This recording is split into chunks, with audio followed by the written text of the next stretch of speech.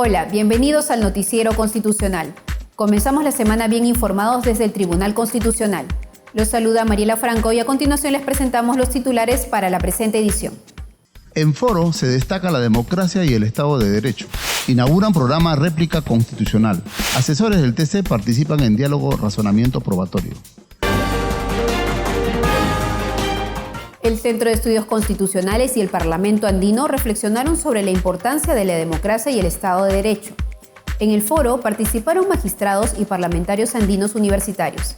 Veamos la nota.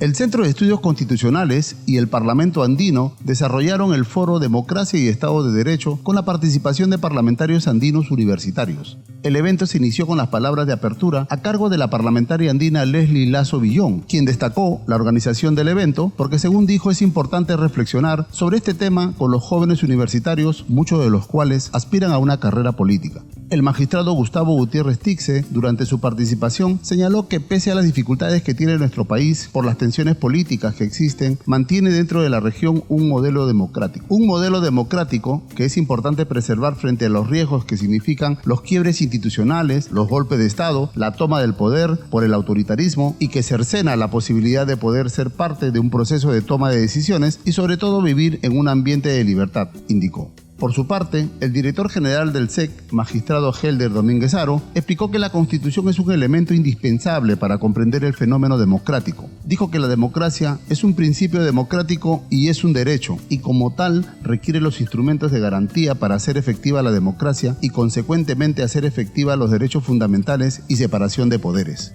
Seguidamente, los parlamentarios andinos universitarios saludaron a los organizadores sobre el desarrollo del evento e hicieron algunos comentarios y preguntas a la mesa principal.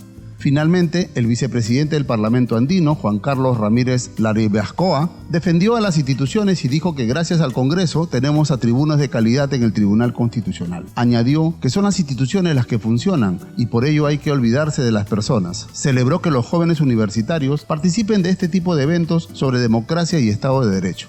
La actividad se realizó en la sala de audiencias del TC, ubicada en la avenida Arequipa, 2720 en San Isidro. El cobro de intereses moratorios fue abordado en el programa Réplica Constitucional que inauguró el Centro de Estudios Constitucionales. Aquí el debate de los invitados.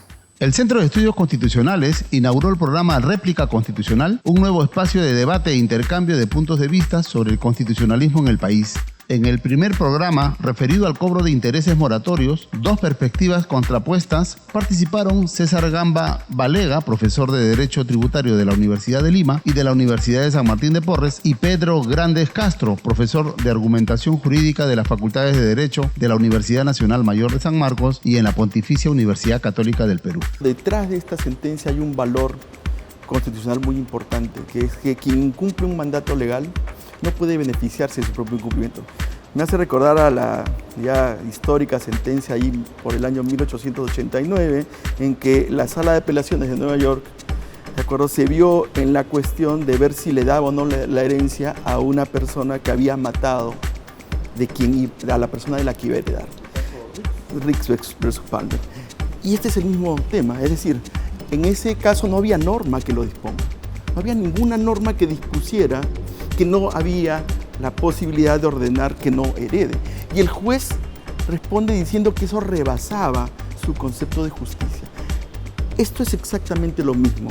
El valor que está detrás es si la administración puede enriquecerse con unos intereses altísimos, con unos intereses mayor al costo del dinero en el tiempo, a pesar de que esos intereses se han originado por el cumplimiento de una norma, que es lo mismo que pasaba con Rix.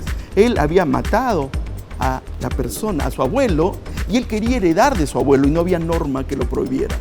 ¿De acuerdo? En este caso pasa lo mismo. La administración tributaria puede verse en una posición beneficiosa a partir del incumplimiento de la normatividad y ese es el valor que aquí está detrás. Yo en el fondo creo que la discusión, si lo vemos en términos muy puntuales, si alguien debe ser condenado, ¿no?, en los términos como lo ha planteado César, es decir, si una persona que está esperando a la administración debe además pagar la espera, ¿no?, que es un poco lo que plantea esto. Eso me parece a mí impecable, o sea, esa cuestión a mí me parece que está bien que el tribunal lo controle, ¿no? Porque tiene que ver con los excesos de la administración. Yo lo que veo aquí es las otras cuestiones colaterales, ¿no? Es decir, la posibilidad de que se utilice toda una estructura legal para no pagar y para seguir litigando, ¿no? Es un poco lo que a mí me preocupa en el futuro, ¿no? Que con esta jurisprudencia tengamos más morosidad gratis. Ambos debatieron sobre la sentencia 10-2023, expediente 3525-2021-PA/TC, donde el tribunal estableció un precedente vinculante y fijó criterios que deben ser tomados en cuenta por los jueces ordinarios ante los pagos de los intereses moratorios ante la SUNAT. El moderador de réplica constitucional fue el doctor Edgar Carpio Marcos, asesor del SEC. Con la participación de asesores jurisdiccionales y funcionarios del Tribunal Constitucional se realizó el diálogo Razonamiento Probatorio, organizado por el Centro de Estudios Constitucionales y el Centro de Estudios de Derecho Penal, Económico y de la Empresa. Veamos la nota. Con la presencia de la vicepresidenta del Tribunal Constitucional, magistrada Luz Pacheco Serga, el Centro de Estudios Constitucionales y el Centro de Estudios de Derecho Penal, Económico y de la Empresa realizaron un diálogo sobre razonamiento probatorio dirigido a asesores jurisdiccionales y funcionarios del TC. Las palabras de bienvenida estuvieron a cargo del magistrado Helder Domínguez Haro, director general del Centro de Estudios Constitucionales, mientras que la apertura fue desarrollada por el profesor Dino Carlos Carocoria, director del Centro de Estudios de Derecho Penal, Económico y de la Empresa. Participaron como ponentes los catedráticos de la Universidad de Girona, Jordi Ferrer Beltrán, director de la Cátedra de Cultura Jurídica, quien expuso sobre los aspectos constitucionales del razonamiento probatorio, y Carmen Vázquez Rojas, quien abordó la psicología del testimonio. Asimismo, el profesor peruano Carlos Caro trató sobre la prueba indiciaria. Tras las exposiciones, hubo una rueda de preguntas y debate con los participantes sobre las cuestiones probatorias, la presunción de inocencia, los estándares de prueba, el debido proceso, el impacto del razonamiento probatorio en el proceso ordinario y en el constitucional, al igual que la prueba testifical y la pericial, entre otros temas. La clausura del evento fue desarrollada por la vicepresidenta del TC, Luz Pacheco Serga. ¿Cómo funciona la justicia constitucional en otros países? Se lo contamos en nuestro bloque Tribunales en el Mundo.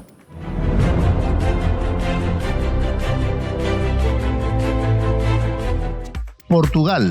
El Tribunal Constitucional falló en contra de una nueva versión, la tercera, de la ley para legalizar la eutanasia, en una estrecha votación de 7 jueces contra 6. El presidente del TC, João Pedro Caupers, consideró que la ley da lugar a interpretaciones contradictorias sobre el sufrimiento exigido para poder acogerse a la eutanasia. La norma establece 3 tipos de sufrimiento: físico, psicológico y espiritual, y el TC defiende que no queda claro si se deben cumplir los 3 a la vez o es suficiente con que haya uno de ellos. Colombia. La Corte Constitucional rechazó la modificación al artículo 37 del Código Penal que hizo la Ley 2197 de 2022 para que la pena máxima de cárcel fuera de 60 años. El alto tribunal señaló que ese aumento vulnera el derecho a la dignidad humana, advirtiéndole al Congreso de la República que se debe tener en cuenta para este tipo de iniciativas el estado de cosas inconstitucionales del sistema carcelario en el país. En la misma sentencia se dejó claro que 50 años es el máximo de la pena de prisión en Colombia. Alemania. El uso policial del análisis automatizado de datos para prevenir la delincuencia en algunos estados alemanes es inconstitucional, decidió el Tribunal Constitucional. En el fallo se señala que las disposiciones que regulan el uso de ese software en los estados de Hesse y Hamburgo violan el derecho a la autodeterminación informativa recogido en la Constitución alemana y que los estados tienen la opción de configurar de manera constitucional la base jurídica para el tratamiento ulterior de los ficheros de datos almacenados. Nos despedimos, no sin antes recordarles que estamos a su servicio y que si desea estar al tanto de las noticias del Tribunal Constitucional, puede seguirnos en nuestras cuentas en redes sociales. Gracias por acompañarnos. Los esperamos en la próxima edición.